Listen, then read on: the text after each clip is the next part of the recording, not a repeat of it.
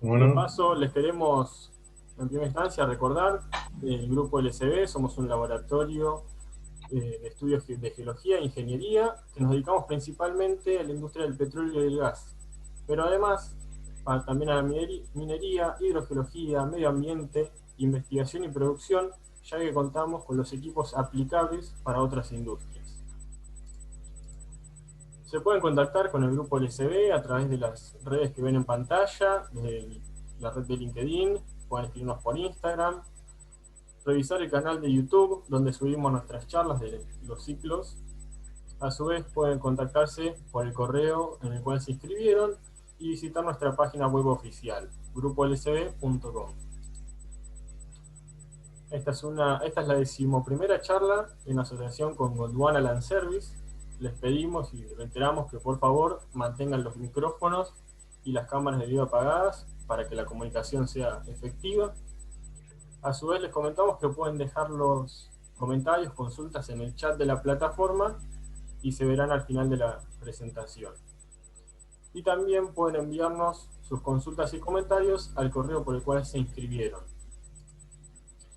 Ya casi vamos a cumplir un año desde el comienzo de la pandemia en Argentina al menos, y Grupo LSB quiere reforzar los cuidados frente a la pandemia, como es lavarse las manos con jabón frecuentemente, estornudar y toser en el pie del codo, evitar tocarse la cara con las manos, ventilar los ambientes del hogar y lugar de trabajo, limpiar superficies y objetos con frecuencia y reducir el contacto físico entre personas. Ahora sí, voy a presentar a Néstor Sosa Canosa. Él es ingeniero industrial, cuenta con un máster en Business Administration y varios cursos de negociación en Estados Unidos y Europa. Él lleva 27 años de experiencia en contrataciones y negociación, numerosas licitaciones y contrataciones en Telefónica, y en Repsol YPF fue gerente de compras y contratos en Argentina Sur, Bolivia, Brasil, Estados Unidos y México, además de la región europea, Asia y África. Y además fue global para todo el upstream. Actualmente Néstor es consultor de empresas en comercialización, contrataciones y negociaciones de estudios económicos. Ahora sí, sin más, voy a dejar de compartir mi pantalla y le daré espacio a Néstor.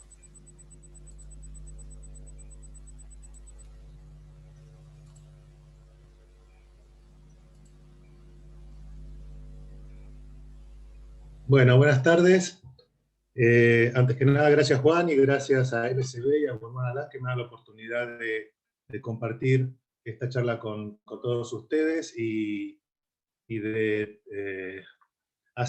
tener la posibilidad de pasar un poco por una serie de puntos que me parecen interesantes sobre los temas de la negociación y las contrataciones.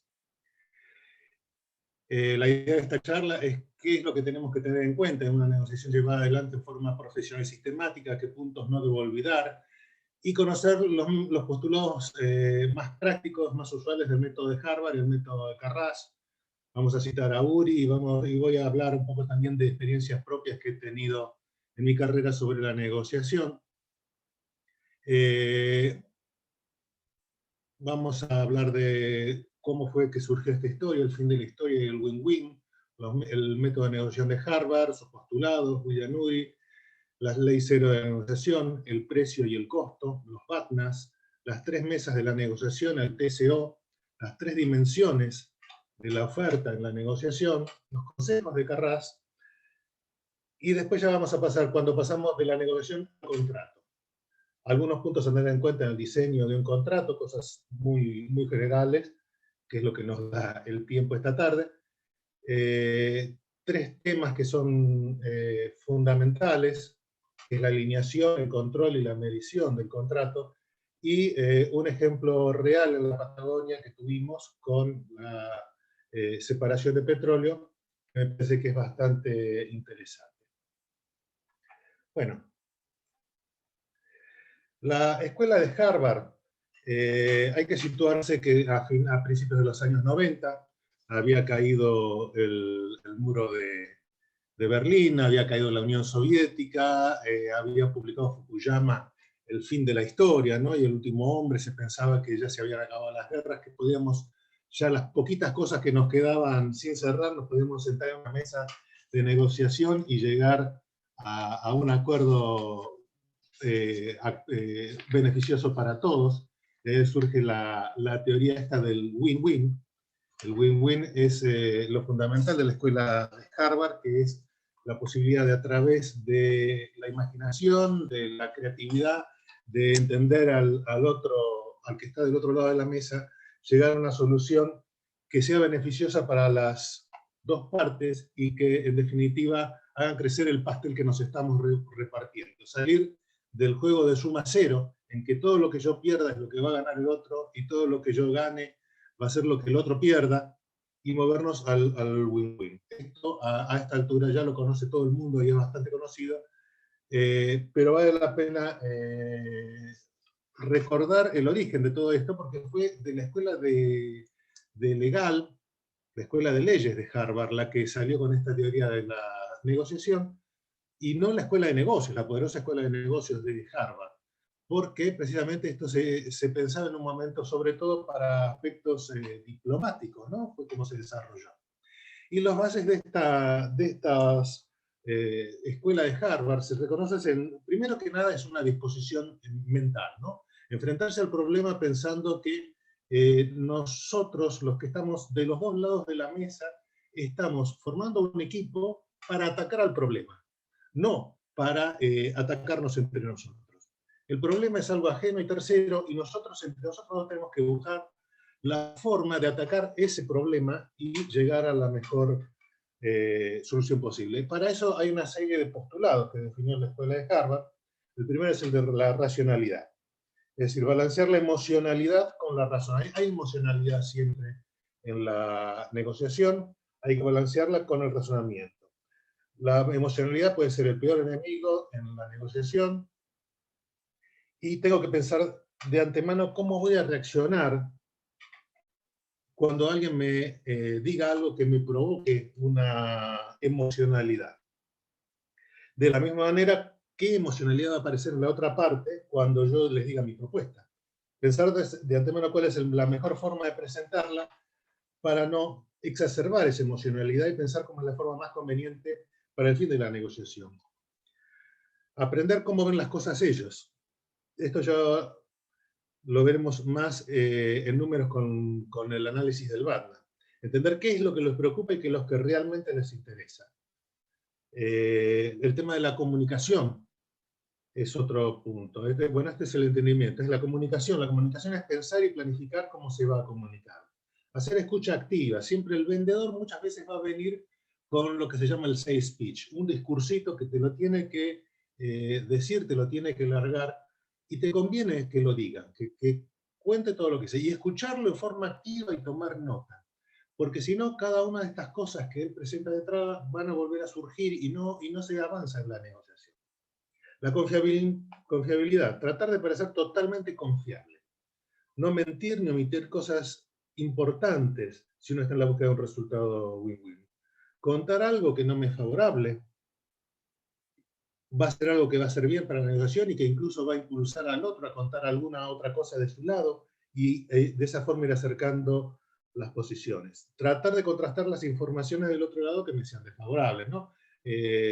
Por supuesto que tengo que ser confiable, pero no tengo que presumir que el otro va a ser confiable. Persuasión, no coerción. Es decir, cada vez que yo voy a pedir una mejora en mi posición, un precio más bajo, un descuento, una mejor condición en el contrato, tengo que basarlo en algo. Tengo que decir, bueno, pero acá se ha hecho siempre así en el pasado, es lo más razonable, son las reglas del mercado, estaba en el pliego de condiciones, las condiciones de mercado nos obligan a trabajar de esta manera, etcétera, ¿no? Yo tengo que basar cada pedido, cada cosa que yo quiero en algo que sea un motivo, una razón, no simplemente por la coerción y por el poder que tengo. Y por supuesto la aceptación y el respeto del otro. Tratar de avasallar al otro no es productivo, menos a veces se quiere cimentar una relación de largo plazo. Tratar al otro reconociéndole su valor como persona, especialmente, bueno, Habrá casos y casos en los que esto es más o menos importante, el tema de la relación de largo plazo. Si yo voy a hacer un pozo en un país nuevo, exploratorio, que no sé, tiene pocas probabilidades de éxito, y aún si fuera exitoso, no voy a volver a tener que hacer otro pozo dentro quizás de 3 años, y a veces es una negociación por una única vez. Y realmente no me interesa tanto cuidar la relación a largo plazo. Si yo tengo un campo en producción y estoy hablando con gente con la que voy a seguir tratando a lo largo del tiempo, y bueno, ahí tengo que cuidar también una relación a largo plazo, y en base a esa relación a largo plazo me da la posibilidad de construir algo. William Murray fue uno de los seguidores del método de Harvard y escribió un libro muy famoso que se llamaba Getting to Yes, y que da una serie de consejos, ¿no? 5 etapas, especialmente cuando uno trata con proveedores o negociadores que son especialmente duros o monopólicos o tienen una posición de fuerza muy grande, que es algo que nos encontramos todos los días en nuestros negocios. Los consejos de Urias, por ejemplo, no reaccione emocionalmente. Él lo llama váyase al balcón. Es decir, cuando nos dicen algo que nos contraría mucho, que nos pone muy enojados, que nos hace reaccionar emocionalmente, hacer una pausa, salir al balcón, tomar un poco de aire, pensarla y recién ahí hacer una respuesta. Desarme al oponente, póngase de su lado, es decir, crea lo que hablamos antes, crea un clima de confianza y colaboración y tratar de entender las motivaciones de la otra parte. Reacciones reales, emocionales pueden estar originadas en miedo, inseguridad, debilidad. ¿Qué provoca ese miedo? ¿Por qué este señor tiene miedo? ¿Cómo puede hacer para que esos temores estén recogidos en el acuerdo y salgan de la mesa de negociación? ¿Cómo puede garantizar que esos temores no sean una preocupación? ¿Cómo puedo hacer que mi oponente tenga más tranquilidad? Cambio el juego, no rechace, replantee. Él está tironeando, él quiere 25, yo quiero 30, y no salimos de ahí y estamos en esa suma cero. Bueno, ¿cuál es la solución? Lo que dice Uri es que no hay que insistir, hay que buscar un esquema más amplio, hay que meter más cosas en la negociación. Hay que hablar de lo presente, del futuro, de cambiar el esquema. ¿Por qué estoy con una compra? Podría ser un leasing, podría ser un servicio y contrato. Fijarme en las 3 dimensiones del volumen de compra, que las veremos después. Hágala de fácil decir que sí, lo que decimos en español, construir un puente de plata, ¿no? Cuando ya hemos conseguido lo que tenemos, bueno, hacer que ese señor se sienta bien con lo que está consiguiendo, a través de darle valor a lo que se le está dando, de asegurárselo, de que lo tenga por escrito, de que lo tenga en forma confiable. Hágales difícil decir que no, llévelos a sus sentidos, pero no los haga arrodillar. Muéstreles lo sensato que se ve la propuesta win-win frente a ellos e insinúe lo mal que se vería que la rechazaran. Pero bueno, todo esto, a mí en la práctica, hay una cosa que yo veo que se olvida mucho en la teoría de la negociación o cuando se empieza a negociar, y es lo que yo llamo ley cero de la negociación, ¿no? Es como la ley cero de la termodinámica, que después de que hicieron las 3 primeras se dieron cuenta que había una que era más importante que las otras y tenía que ir antes. Y es una ley muy sencilla y que muy frecuentemente se olvida, y es saber qué es lo que quiero en la negociación e ir solamente por ello. No sé si ustedes han visto muchas veces, esto se ve por ejemplo con las peleas con la autoridad, cuando alguien va a hacer un trámite en una ventanilla, cuando uno va a requerir algo de un ministerio, cuando uno tiene que pelearse con la aduana o con la policía o qué sé yo, y va en forma avasallante tratando de afirmar su yo. A mí no me pueden hacer esto no puede ser así, usted no sabe con quién se mete, y en realidad, ¿qué es lo que yo quiero? Yo quiero conseguir que me pongan el sello en el papelito. Y para que me pongan el sello en el papelito tengo que manejar a ese señor y decirle, mire, pasa esto, pasa lo otro, estas son las condiciones, esta es la situación. ¿Por qué no lo pensamos? ¿Por qué no vemos la forma de hacerlo? Y sin embargo, en muchísimas negociaciones, el ego nos traiciona y queremos quedar bien, queremos quedar como ganadores, tenemos que dar, y no es eso a lo que hemos ido a esa mesa de negociación. Hemos ido a buscar un resultado. Hay un chiste que se cuenta mucho del tonto del pueblo. Había un tonto del pueblo que estaba siempre merodeando por el bar y que todos se reían de él, porque cuando le decían, ¿querés una moneda de 1 euro o una moneda de 2 euros? El tonto del pueblo siempre quería la moneda de 1 euro. Y todos se mataban de risa. Hasta que, claro, algún día, cuando se fue del pueblo, el tonto contestó, sí, si yo hubiera dicho que quería la moneda de 2 euros, me hubieran dejado de dar mi euro todos los días.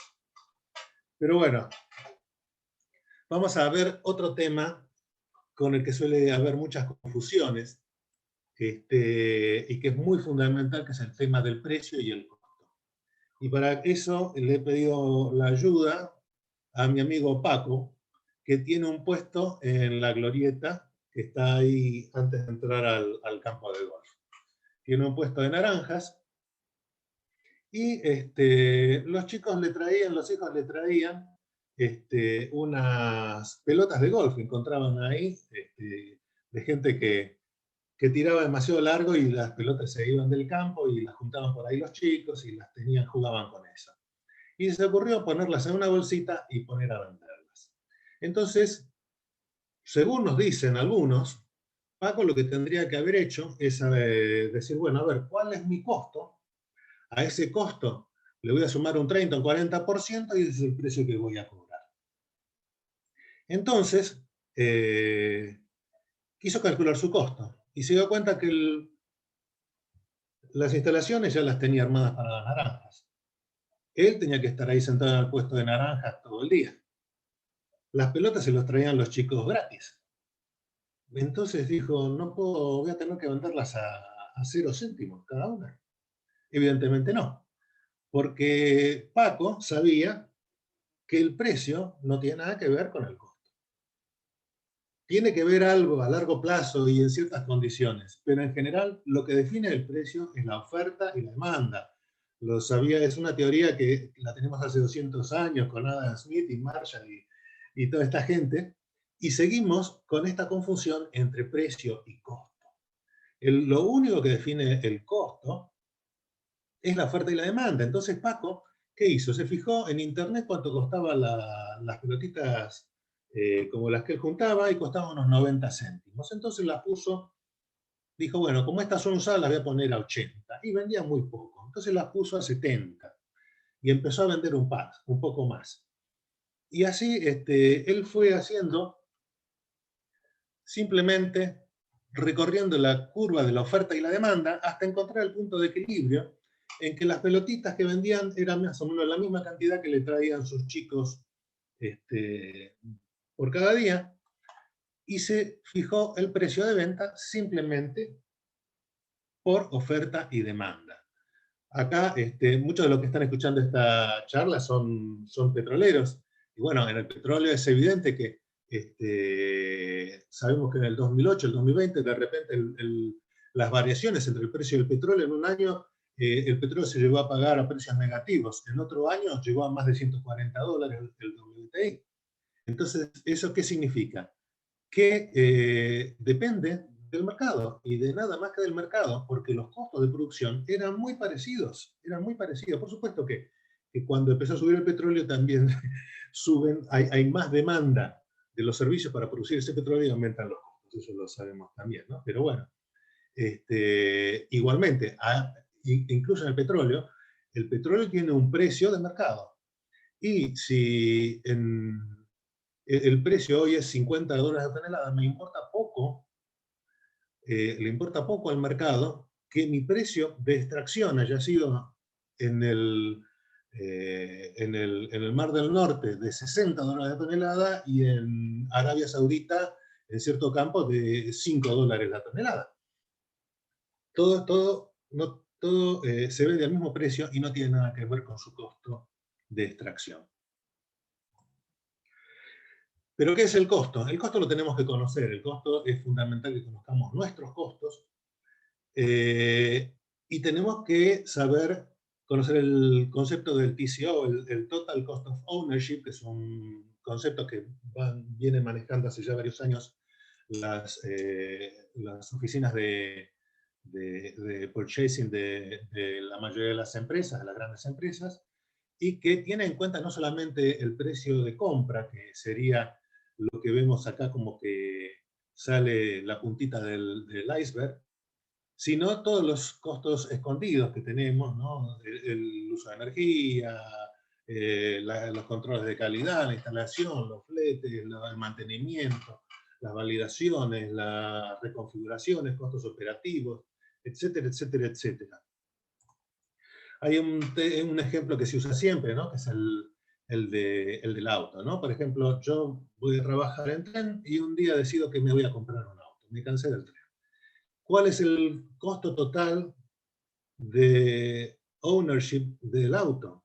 Y bueno, va a ser el precio de lista, sí. Pero además, los descuentos, deducciones impositivas que obtengas sobre el precio, los impuestos que tengas sobre el precio de venta, gasto en combustible, impuesto de patente, seguro, mantenimiento, cambio de aceite, de neumática, de batería, costo del alquiler de la cochera, costo del parking, depreciación como precio de compra menos precio de venta.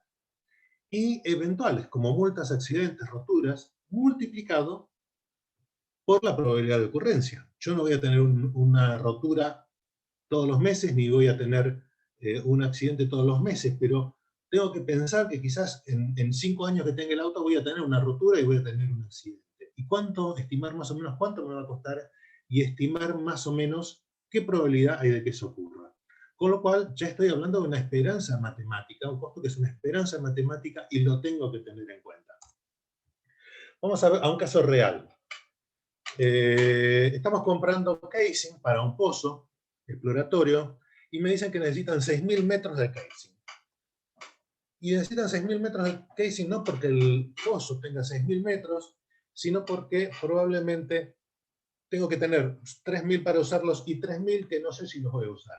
Hay un 85% de probabilidades de que no los use, hay un 15% de probabilidades de que lo necesite, y un 85% de probabilidades de que no los necesite y los tenga que devolver. A la mitad, a los 3.000. Entonces voy a tener dos ofertas. Voy a tener la oferta del proveedor A y la oferta del proveedor B. A ver. Acá tengo el punterito. El proveedor A me cotiza un precio de canería de 5 millones de dólares, pero un precio de recompra del 20%.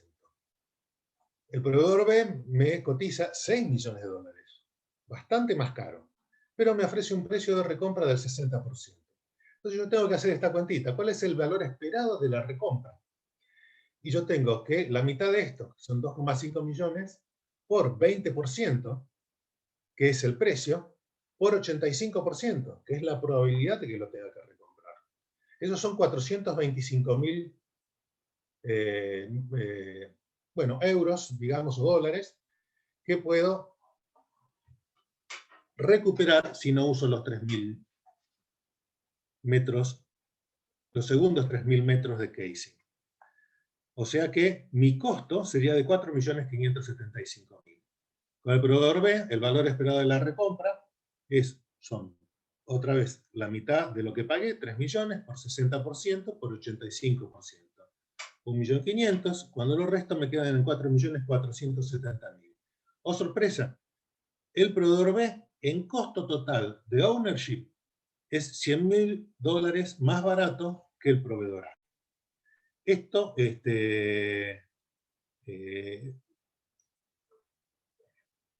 es algo que yo tengo que conocer estos costos, porque ¿qué significa esto? ¿Que voy a adjudicarle al proveedor B? Bueno, probablemente lo llame al proveedor B y le diga, ojo que tu competidor me está ofreciendo 5 millones y vos me estás ofreciendo 6. Con lo cual me tenés que bajar un poco, pero nos gusta más tu propuesta porque XX. ¿No? Esta es un poco la forma que se trabaja, ¿no? El TCO para la negociación no es necesario mostrarle a mi oponente todos los componentes del TCO, si no me conviene. Es relativamente subjetivo qué debo tener en cuenta y qué no. O sea, por ejemplo, la probabilidad de que se haga o no se haga uso de esa segunda mitad del casing puede ser 85, él puede pensar que es 60, él puede pensar que es 50. Esas cosas yo no necesito decírselas, pero tengo que saberlas. Tengo que conocer bien el TCO de esa oferta y el TCO de la alternativa, para tener mi BATNA bien definido, que es la base de la negociación. Y bueno, vamos al tema del BATNA. BATNA quiere decir Best Alternative. ¿Perdón? Vamos 20 minutos. Ok, gracias. El BATNA significa Best Alternative to Not Agree. Es decir, la mejor alternativa a no llegar a un acuerdo con mi oponente. Es decir, yo tengo que conocer muy bien, detalladamente, si con este señor que tengo enfrente no llego a un acuerdo, ¿cuál es mi mejor alternativa? Por ejemplo, nosotros en YPF, hace unos cuantos años, teníamos un proveedor monopólico que era Siderca, ahora Tenaris, que tenía la fábrica en Argentina y realmente era el único que nos podía suministrar esa cañería, a no ser que nos pusiéramos a importar. Nosotros sabíamos que esas cañerías que nosotros pagábamos $1.000 la tonelada, en Estados Unidos costaban 600, y nos daba un poco de rabia tener que pagar los $1.000. Pero, ¿qué pasaba? Que el precio de Estados Unidos estaba sujeto a unos derechos de importación de $200, a un flete para venir desde el Golfo de México de unos $200, con lo cual el precio en Argentina era $1.000. Si lo traíamos de Japón, más o menos lo mismo, pero con un flete todavía más caro, el precio en Argentina era de $1.200 la tonelada. Acá se hablaba de dólares por tonelada porque era una mezcla de distintos casing y tubing de distintos diámetros, y esta era una forma de hacer la evaluación más sencilla. Por supuesto que la cañería se compra por metro o por pie. El precio de Europa, un poco más alto. El flete un poco más caro, pero igualmente estaba. O sea que yo de todo esto, el precio de Siderca, por supuesto, eran $1.000, no había derechos de importación, no había fletes, y había un precio en Argentina entonces de $1.000. Entonces yo tenía que mi BATNA, mi mejor alternativa a no tener un acuerdo, era el precio de Estados Unidos. Los $1.000 que me costaba si lo traía de Estados Unidos. Evidentemente, Siderca ya había hecho esta cuenta. Ellos habían hecho esa cuenta. Ellos conocían mi BATNA y habían hecho esta cuenta y por eso me querían cobrar esta cantidad. Mi BATNA es $1.000 por tonelada, claramente. Pero ¿cuál es el BATNA de Siderca? ¿No? Porque ese es el otro tema. ¿Cuál es la mejor alternativa de Siderca si no me puede vender este cañón? La cuestión es que si no me lo vende a mí en el mercado interno, en un mercado en el que nadie más se lo va a comprar, sino yo, porque todo lo que se consume ya lo está vendiendo en el mercado interno, tiene que enviar esa cañería al mercado externo. Tiene que mandarla al Golfo de México. Y al Golfo de México le pagan $600 la tonelada, que es lo que sabíamos. Pero acá el flete lo tiene que quitar de ese precio que va a recibir. O sea que, en definitiva, va a recibir apenas $400 la tonelada. Quiere decir que Siderca le conviene, o sea, está haciendo un negocio, está teniendo una mejor alternativa, vendiéndomelo a mí, $1 por encima de los $400 por tonelada, hasta los $1.000 por tonelada, en que a mí ya no me conviene comprarle a Siderca. Con lo cual estamos definiendo esto que es el área de acuerdo. El área de acuerdo va a estar entre los 400 y los $1.000.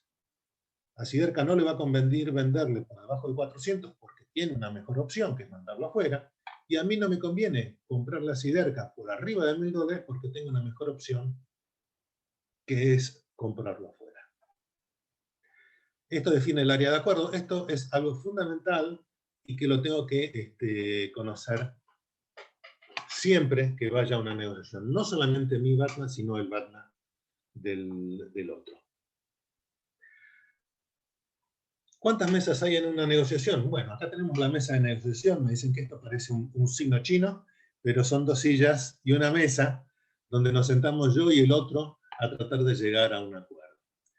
Pero cuando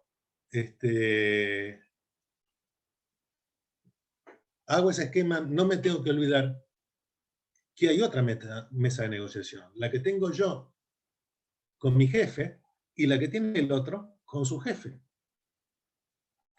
Entonces, esto me plantea una dinámica distinta que tengo que tener en cuenta. Porque cada uno que se sienta a una mesa de negociación está condicionado por una serie de cosas. Los límites a su autoridad y los reglamentarios, la relación a largo plazo versus el deal que tengo para cerrar hoy, security, safety, el riesgo, tecnología, finanzas, y por supuesto los grandes limitantes, la ley y siempre el ego actuando acá.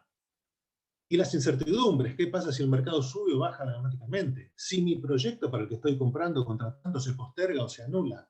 Si las cantidades comprometidas cambian dramáticamente. Y cada uno de esos condicionantes los vamos a tener cada uno de los 4 participantes ya en estas mesas de negociación. Yo, el otro, mi jefe y su jefe. Y por supuesto, incluso mi jefe va a tener otras mesas de negociación a las cuales responder.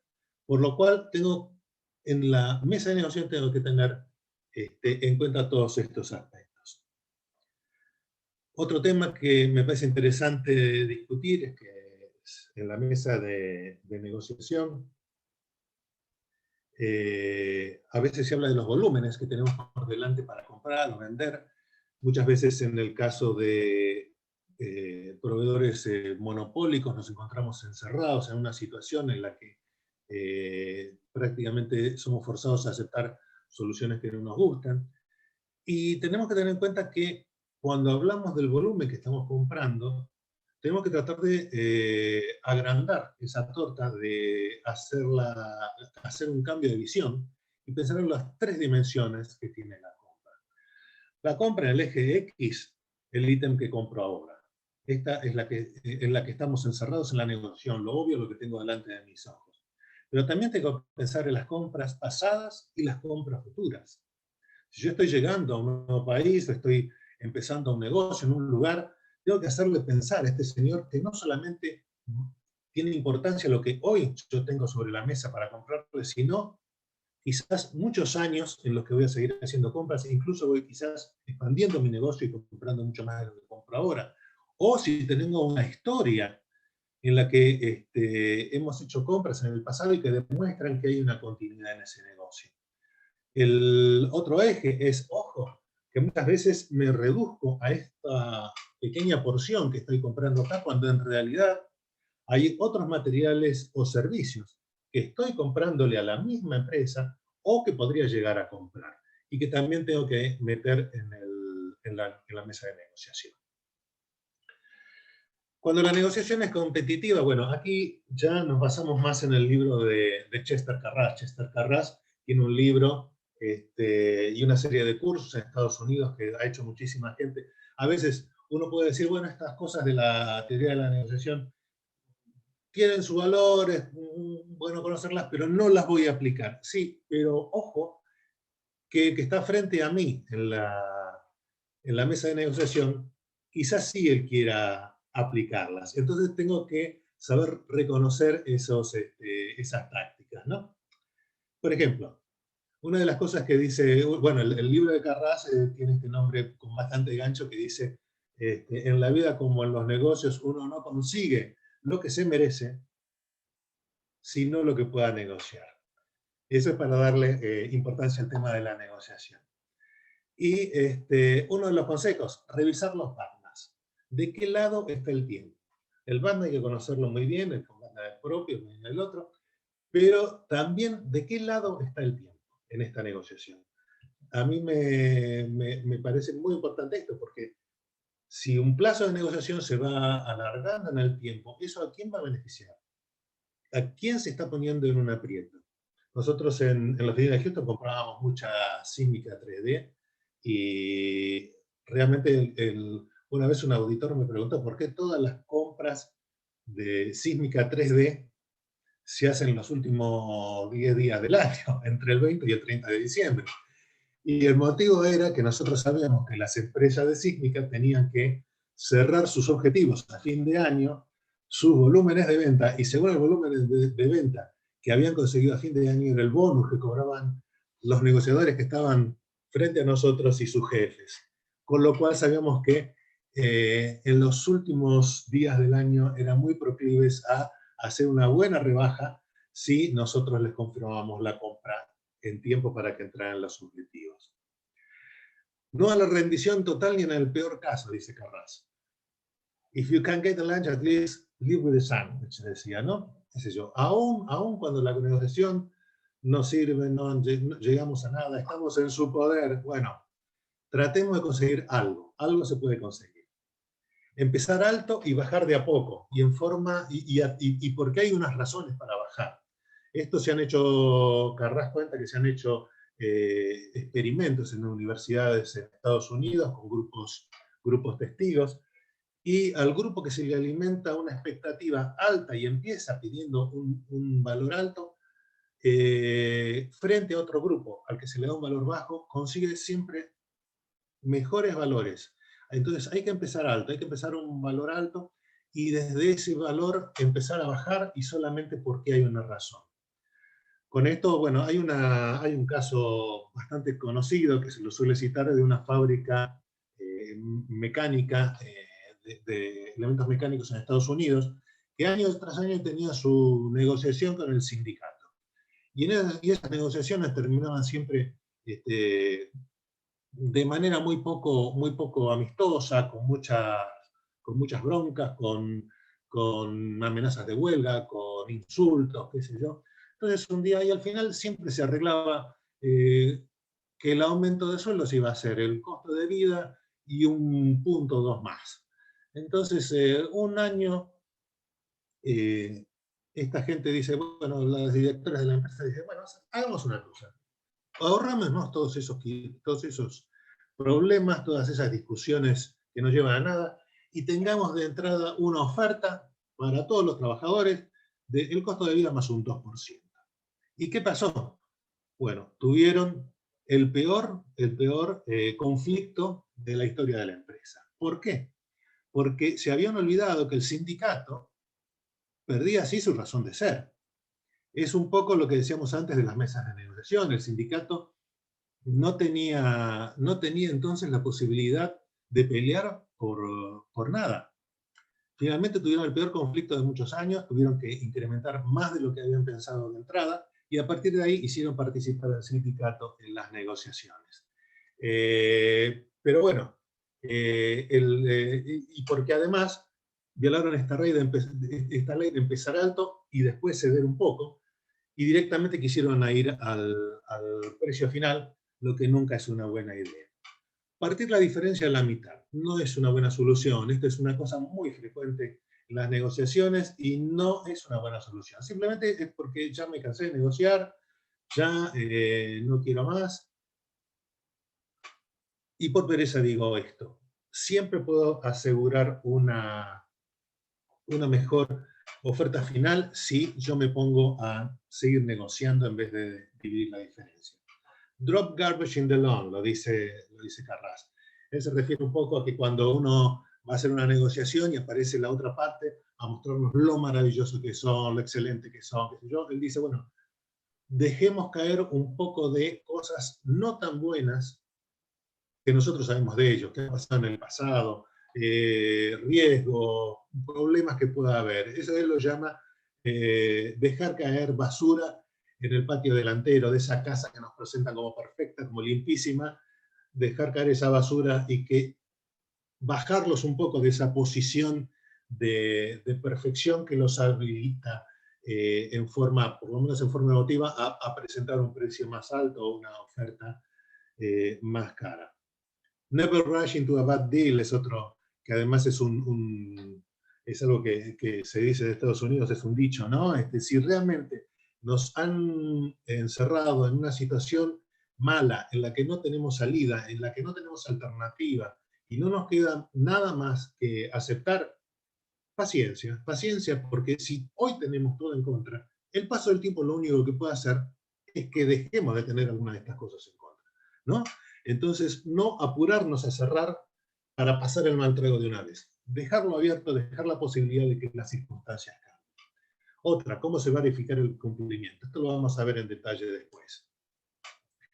Y vamos a un caso muy interesante que se suele hablar en los cursos de negociación, como un ejemplo interesante de cosas que pueden pasar, y es la campaña de Teddy Roosevelt en 1912. En 1912, Teddy Roosevelt fue a hacer una campaña por la presidencia, y la base de esa campaña era que iba a pasar en este trencito por todos los pueblos, por todas las ciudades de Estados Unidos, iba a gritar ahí un discurso que se lo iba a escuchar más o menos, no se iba a escuchar demasiado sus postulados, pero se iba a repartir después un panfleto que tenía este retrato del señor Roosevelt, este que está a la izquierda, en el cual se abría y adentro estaba todo el programa de gobierno, el discurso de Roosevelt, un discurso encendido de un gran orador y entusiasmaba a las masas. Y cuando ya tenían por lanzar esta campaña, alguien dijo, ¿qué es eso chiquito, esa rayita que dice, que está ahí en el dibujo? Y bueno, la rayita decía Copyright Mofflet Chicago. Es decir, que esta foto que ellos habían usado y habían imprimido en los 300.000 panfletos, tenía un copyright. Y nadie se había dado cuenta. Y nadie había hablado con Mofflet, el señor Mofflet de Chicago. Este era el principal gasto de la campaña, los folletos. No había ni tiempo ni dinero para volver a hacerlos. Había que sentarse a negociar con este señor Mofflet, y nuestro banner era terrible. Nuestro banner era terrible. Prácticamente teníamos que ceder a todo lo que este señor Mofflet nos dijera. O directamente olvidarnos de los panfletos. Pero ¿cómo es el BATNA de Mofflet? Y sobre todo, ¿conoce él nuestro BATNA? Entonces alguien del equipo de Roosevelt le manda un telegrama. Señor Mofflet, nos gustó su foto de Teddy. La podríamos usar para imprimir 300.000 panfletos y darle una publicidad a su empresa. ¿Cuánto pagaría por esa publicidad? Mofflet contesta, me gustaría que usaran mi foto, pero no puedo pagar más de $250. ¿Aceptarían? Por supuesto que le dijeron que sí. El señor Mofflet se llevó sus $250. Teddy Roosevelt pudo hacer su campaña. No ganó, pero pudo hacer su campaña. Y se lo presenta como un caso de negociación, ¿no? Interesante, porque Mofflet no conocía el BATNA de la otra parte. Uno dice, bueno, estas son historias de hace 100 años, de cosas que han pasado en Estados Unidos, y tuvimos un caso bastante parecido cuando tuvimos que ir a perforar a Cuba. Néstor, en Cuba teníamos... ¿Perdón? Vamos 40 minutos. En Cuba teníamos una situación bastante complicada, porque, como sabemos, el Deepwater Offshore está dominado por los Estados Unidos.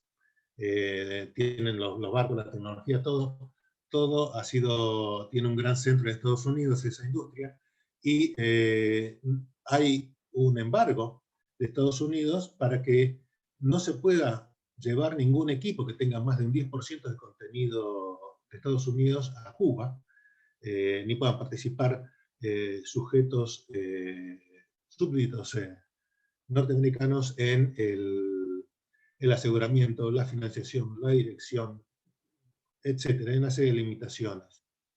Entonces, fue una tarea bastante complicada encontrar un rig que fuera capaz de ir a perforar a Cuba. En el Deepwater finalmente se consiguió este rig de la que estamos viendo en pantalla, que es un rig que es una empresa italiana, hizo construir en China, con apoyo noruego, con equipos ingleses. Se dieron una serie de circunstancias que nos permitieron usar este rig. Se habían revisado los 200 rigs que había en actividad en el mundo, ninguno cumplía con las condiciones, se siguió revisando rigs en construcción, rigs que se habían roto y estaban en astilleros, o que estaban a medio de terminar porque la empresa se fundió.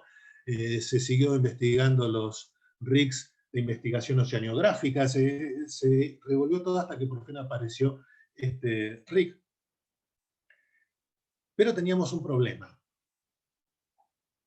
Este rig nos lo alquilaron con un contrato de 1 año de duración, que realmente fue un gran trato, porque normalmente estos contratos son de 3 o 4 años, $500.000 por día, se usa o no, y nuestro pozo duraba 1 mes nada más. Y el único lugar cercano donde se perfora en aguas profundas es Estados Unidos. Pero la plataforma, por el embargo, no puede ir a Estados Unidos. Quizás podíamos encontrar un usuario en África pagando una movilización muy cara, y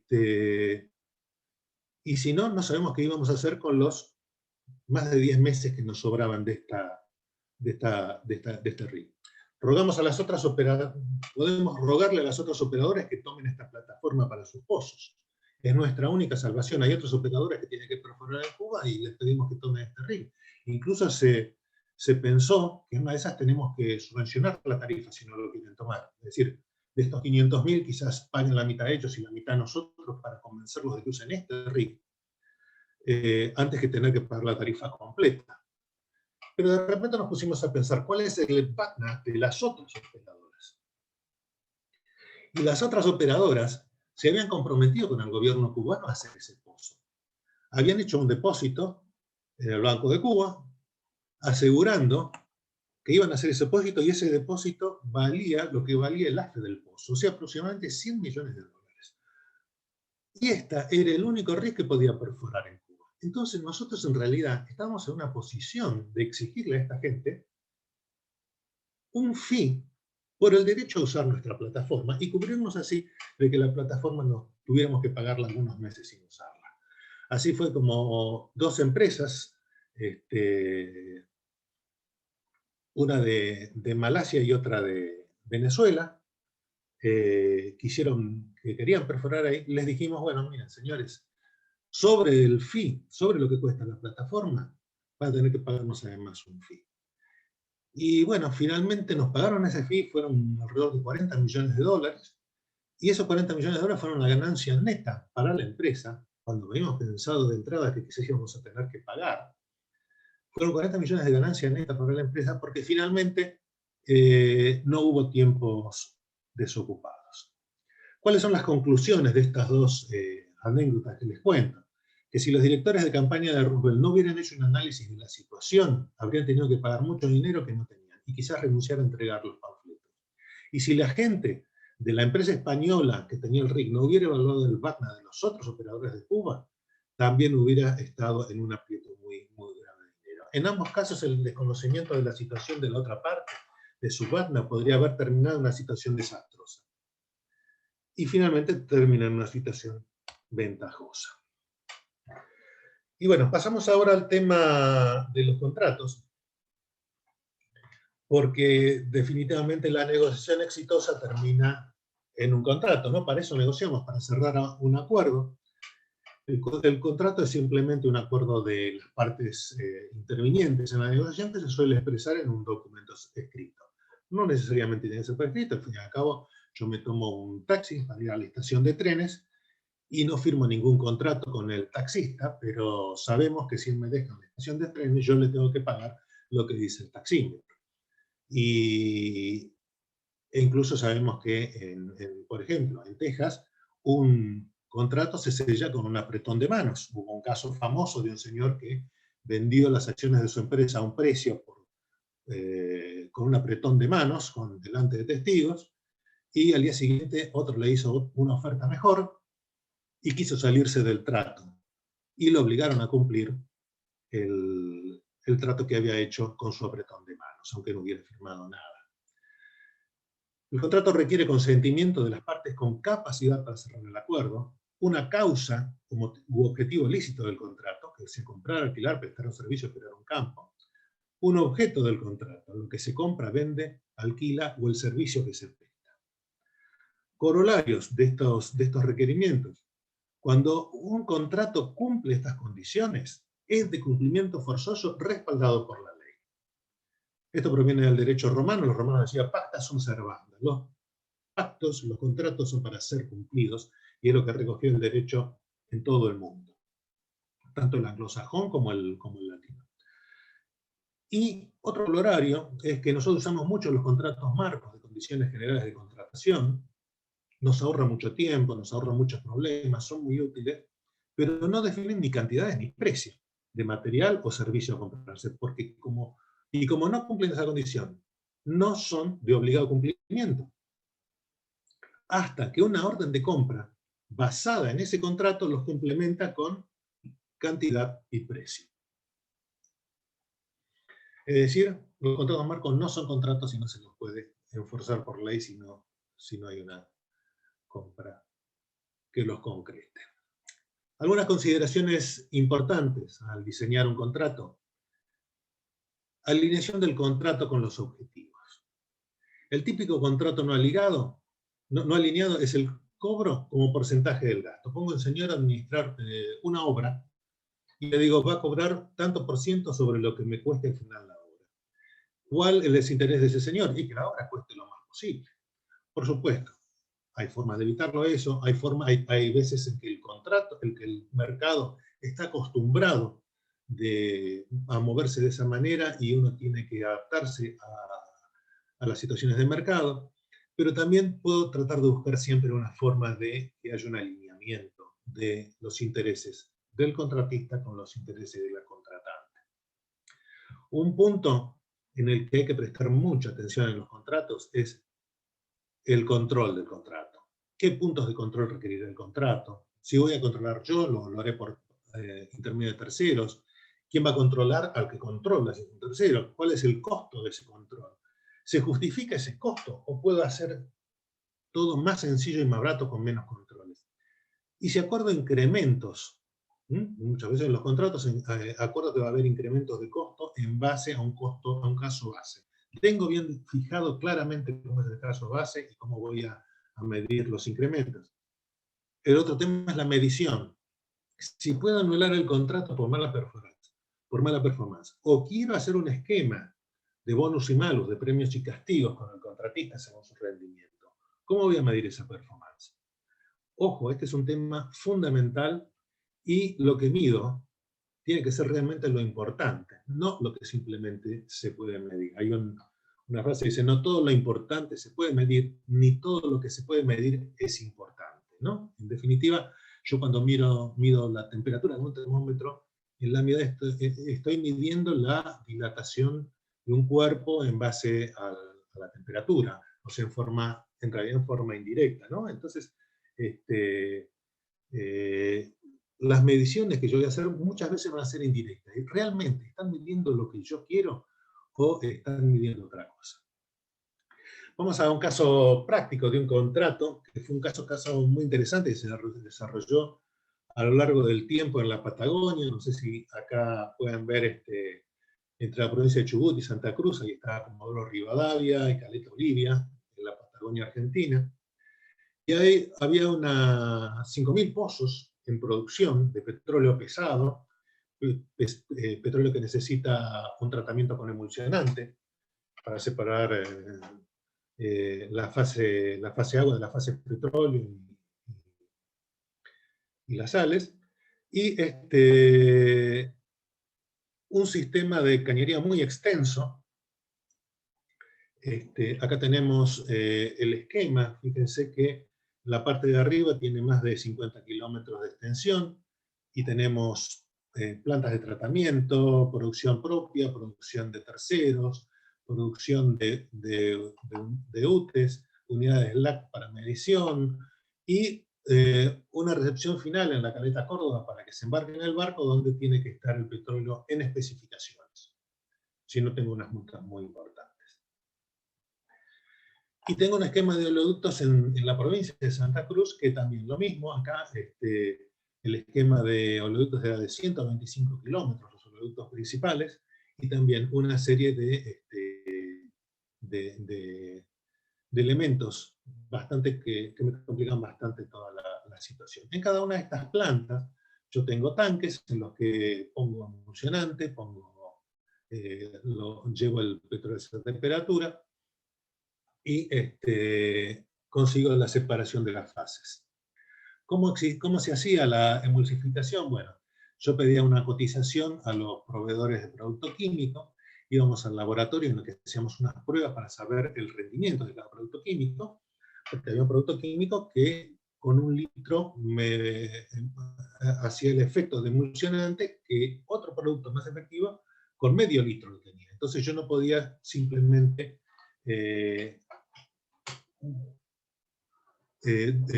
comprar el producto que fuera más barato por litro, si no conocía su efectividad. En compras y contratos hacíamos las evaluaciones y el contrato, la compra.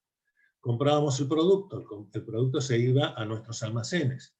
En nuestros almacenes hacíamos un segundo control de calidad, porque había que verificar que lo que nos hubieran enviado en los tambores que habíamos comprado fuera de la misma calidad de lo que habíamos probado el día que hicimos el ensayo inicial. El laboratorio, por supuesto, no era nuestro, con lo que significaba que había que tomar una muestra, enviarse al laboratorio, había que contratar un laboratorio, que había que hacer un concurso de laboratorios para contratar a uno. Había una serie de manipulaciones y transportes hasta que llegaba el material a la planta. Y sin embargo, con este proceso tan complejo y con tantas personas, se nos habían producido 2 problemas. Excesos de stock y un enorme volumen de tambores usados. ¿Por qué el exceso de stock?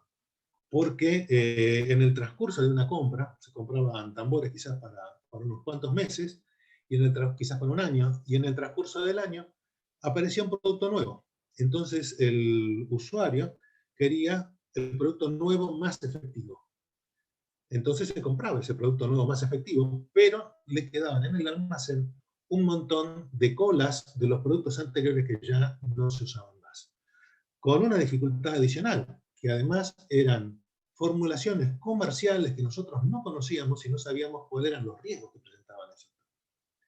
El otro tema era que cuando terminábamos de usar los tambores, esos tambores volvían al depósito y se los había amontonado en una pila enorme. Teníamos un problema. Normalmente el material se le vende a chatarreros en el sur, pero ¿qué pasa? Estos tambores son mucho volumen y muy poco peso. Entonces el chatarrero que lo tiene que llevar a donde se puede comprar esa chatarra que queda a 2000 kilómetros de distancia, no justifica el flete del camión con tanto volumen y tan poco peso. Entonces, ¿qué hicimos? Nuestro problema era el inventario de tambores con productos químicos desconocidos sin uso futuro, un inventario enorme de tambores vacíos, la necesidad de capacidad de almacenamiento para alojar esos inventarios inútiles, porque teníamos que tenerlos protegidos para que no hubiera derrames, con plataformas que recogieran los vertidos, múltiples controles, inspecciones, manipulaciones, burocracia interna y riesgos ambientales. Nuestra pesadilla es que algún día tuviéramos un riesgo ambiental. Esto no es de ahí, no es de instalaciones, esto es de internet, pero esto sí era lo que nosotros temíamos que pudiera pasar algún día. La solución para el exceso de inventario fue revendérselo al vendedor. Usted me tiene que comprar de vuelta estos tambores, aunque sea a bajo precio, pero si no compra, lo excluyo de la lista de proveedores y no puedo comprenderme nunca más nada. La solución a los tambores usados en el almacén: compramos una prensa hidráulica como la que se usa para comprimir las latas de Coca-Cola, y los comprimimos, y los pudimos así vender como chatarra porque tenían ahora poco volumen y más peso. Pero ¿cómo prevenir? Ahí solucionamos el problema pasado, pero ¿cómo prevenir que se vuelvan a crecer estos inventarios? Entonces hicimos esto, un esquema de consignación para el producto. El producto yo lo recibo en consignación, en mis almacenes. Y yo lo voy usando y pagando a medida que lo mando a la planta y en la planta se lo usa. El material que tengo en mi almacén y finalmente no se usa, se lo voy a devolver al proveedor. Los tambores, ni siquiera eso, porque los tambores igualmente se iban a generar, porque el producto que sí uso deja el tambor vacío. Los tambores los recibo en custodia, o sea, nunca son míos esos tambores. Esos tambores se reciben en custodia y se le devuelven al dueño, al proveedor. Así todo, teníamos un tema de un ciclo muy largo de provisiones, de controles, de movimientos. Incluso algunos proveedores ni siquiera pueden adaptarse al sistema de consignación, porque no tienen una base en la Patagonia, porque se mueven desde Buenos Aires y eso no les conviene. Entonces vamos a una solución que fue la definitiva. Pedir a los proveedores que se hagan cargo de la planta. Le pagamos a tantos dólares por metro cúbico de petróleo entregado en especificación. No me preocupa más la calidad de emulsionante, ni tengo más riesgos de que se me incrementen los stocks. Le he pasado algo que yo considero que no es parte de mi core business, completamente la responsabilidad del proveedor. He eliminado toda una maraña burocrática de controles y pases y manipulaciones y riesgos, y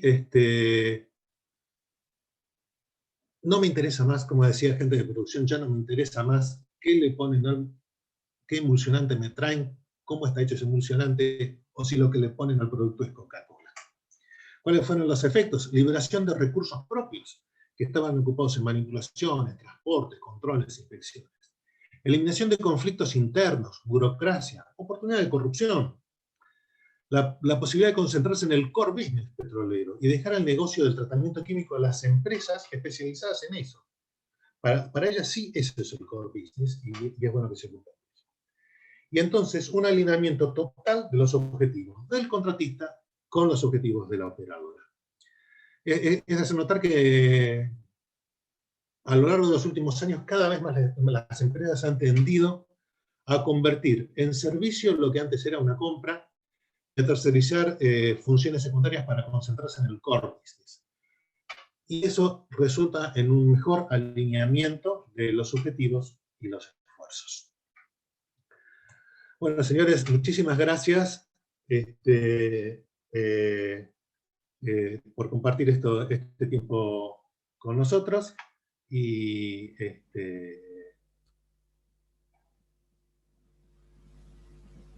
Muchas y no sé gracias, si hay alguna Néstor. pregunta, perdón. Muchas Sí. gracias, principalmente a vos y a todos los participantes.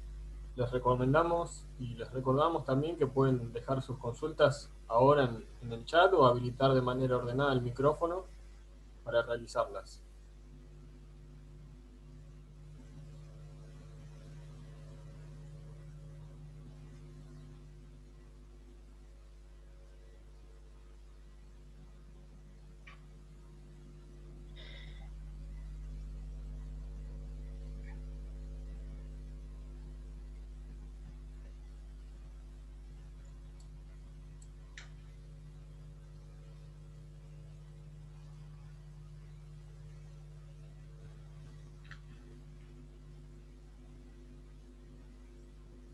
Bueno, Néstor, te dejan muchos comentarios buenos y felicitaciones en el chat, así que tu negociación salió efectiva, parece.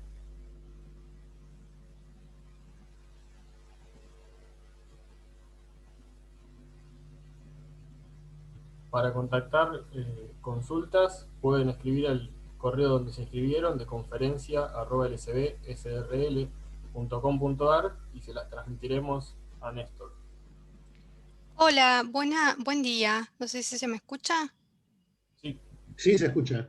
Lo mío es una consulta breve. Bueno, soy ingeniera, así que la parte de esto de negociación, este tipo de habilidades, me reconozco que no soy muy buena. Y a mí me llama la atención el tema de la negociación, o sea, toda la parte de las habilidades blandas que están involucradas, que me parecen re importantes. Traté de tomar nota para ver si aprendo un poco.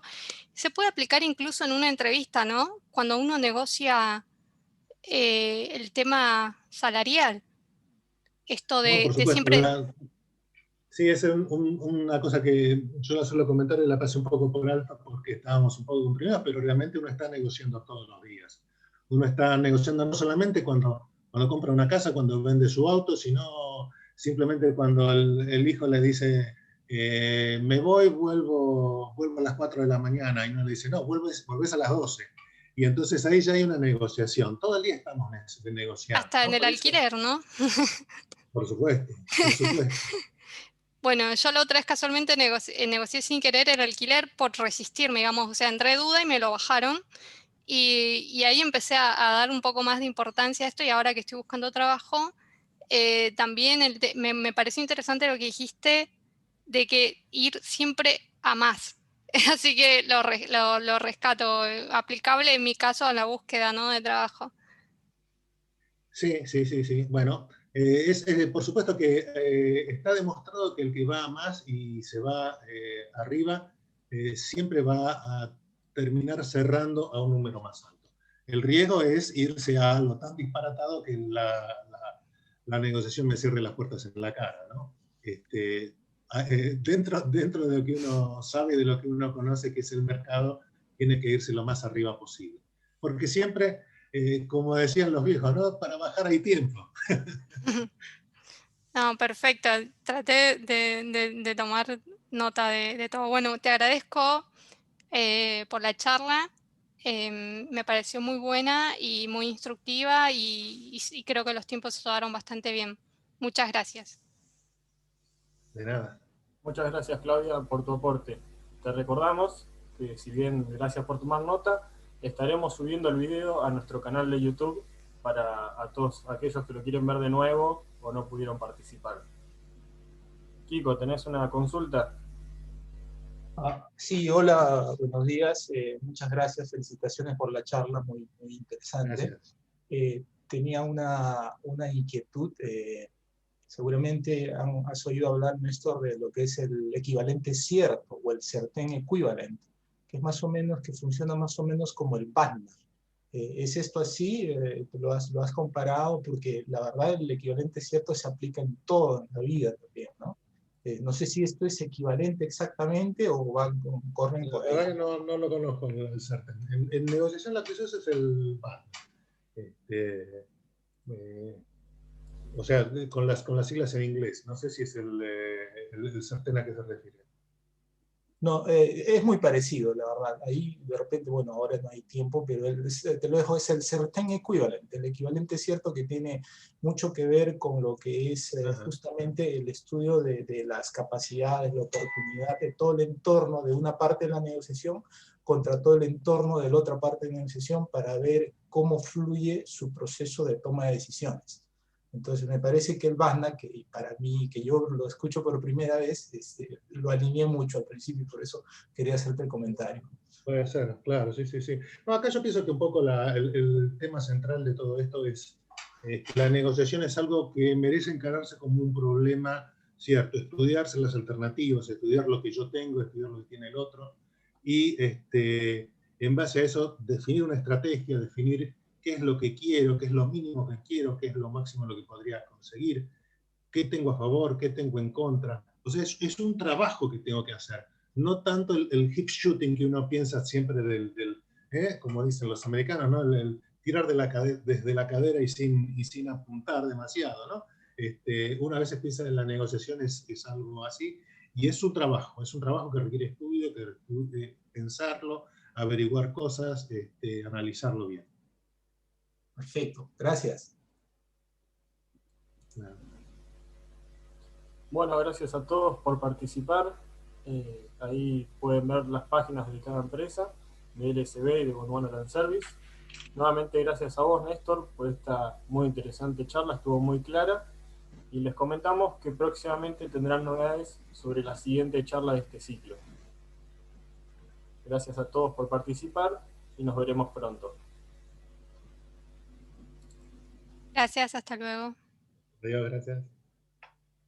Gracias a todos. Hasta luego. Que tengan buena semana. Muchas Buena gracias, semana. Néstor. Felicitaciones. Muchas gracias, gracias. Gracias, Jorge, por invitarme. Gracias.